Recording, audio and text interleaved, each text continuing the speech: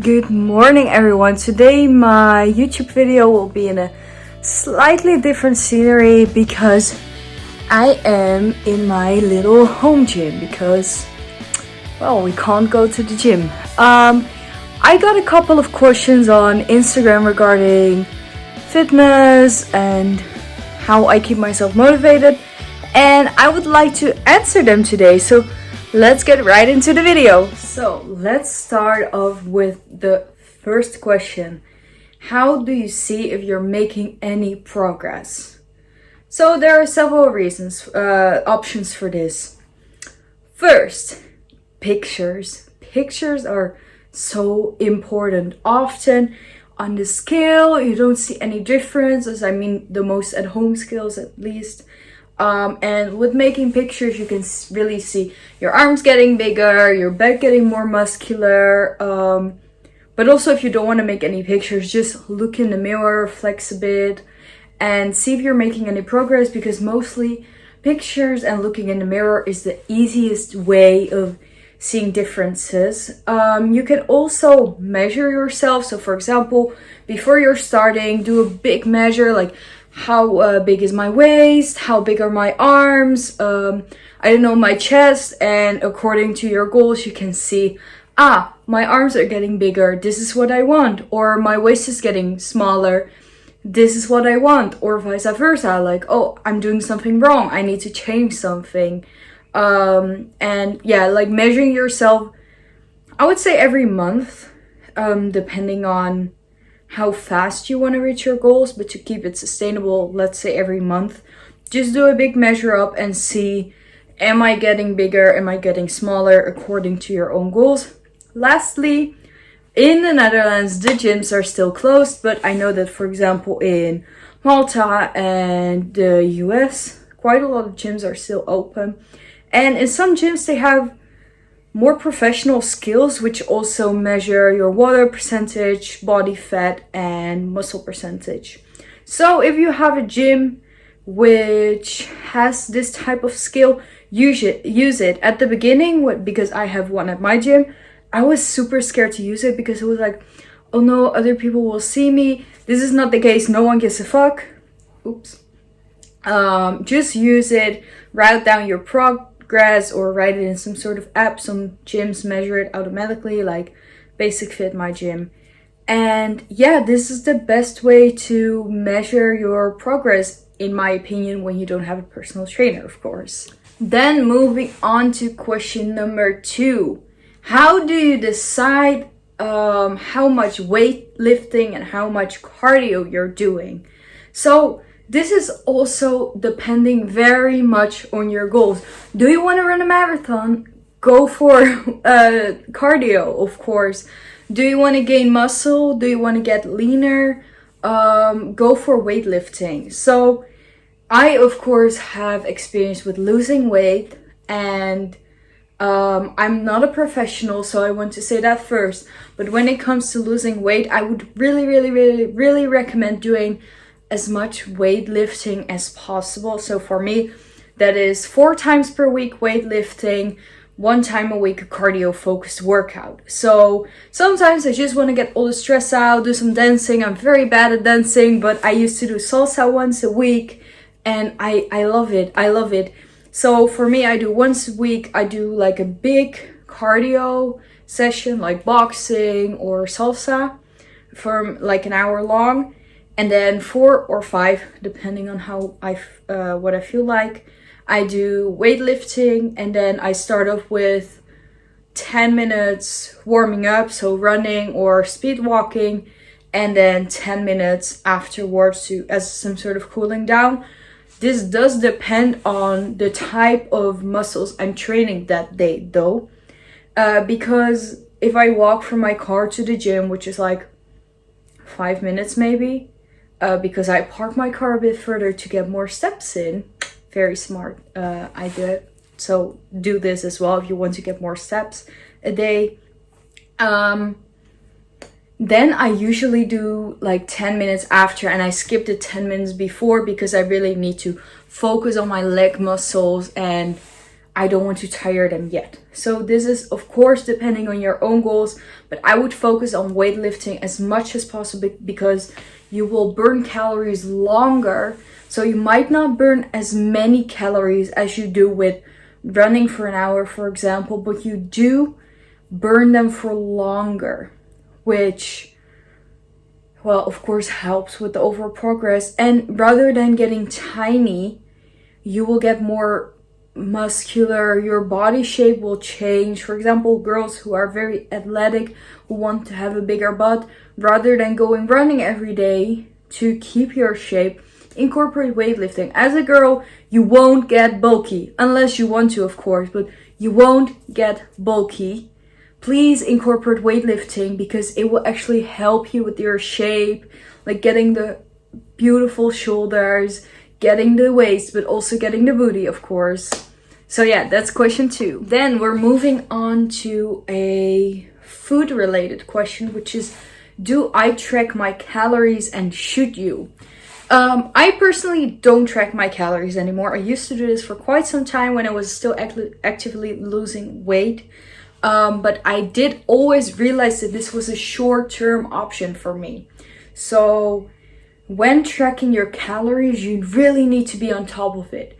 So I don't know, if you use a bit of ketchup, if you use oil when you're cooking, you need to track every calorie because otherwise it's not credible.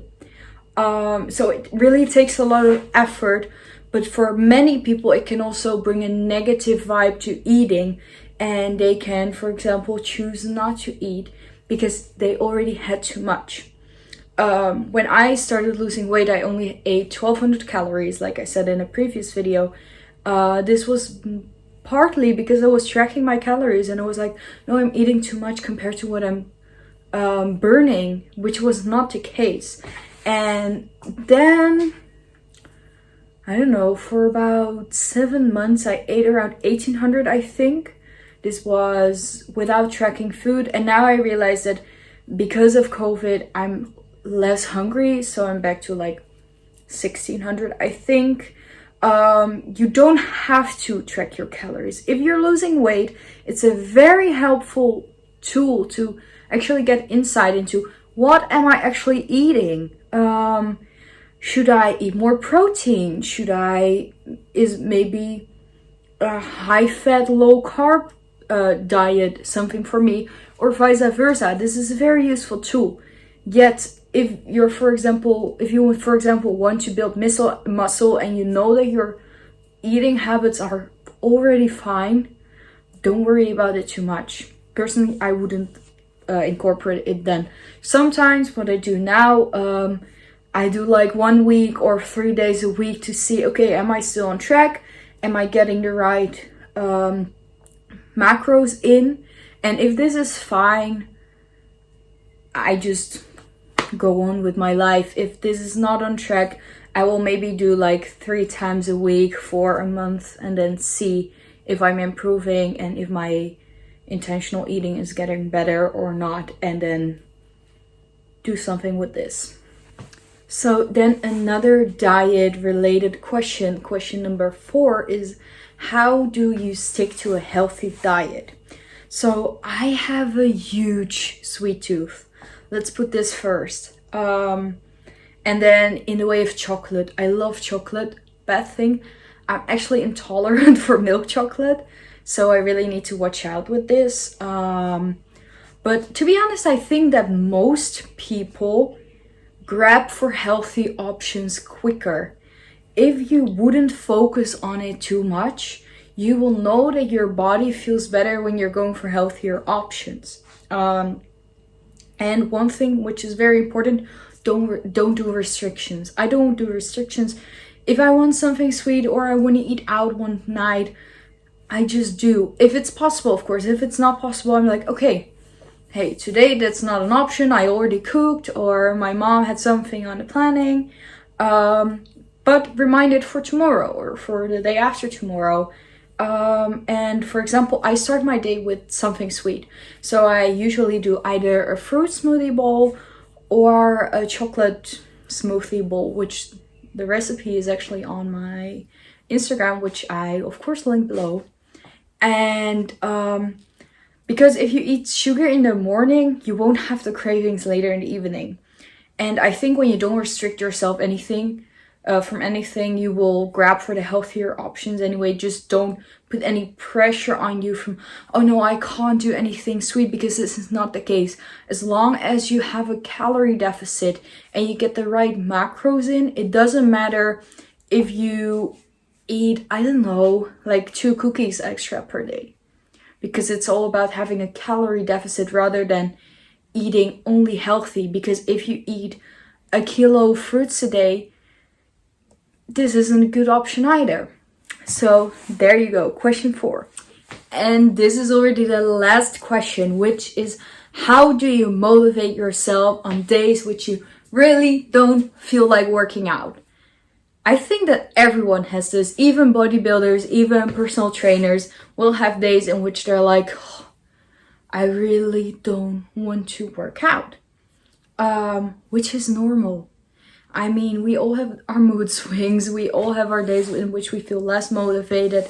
I also do. And my solution is, don't pressure myself. If I really don't feel like working out, and I know that even if I don't work out today, I will still work out like 3 times this week. This is totally fine. If I feel bad like a whole week, I give myself rest, because the thing with working out is it needs to be fun. It's all in here. If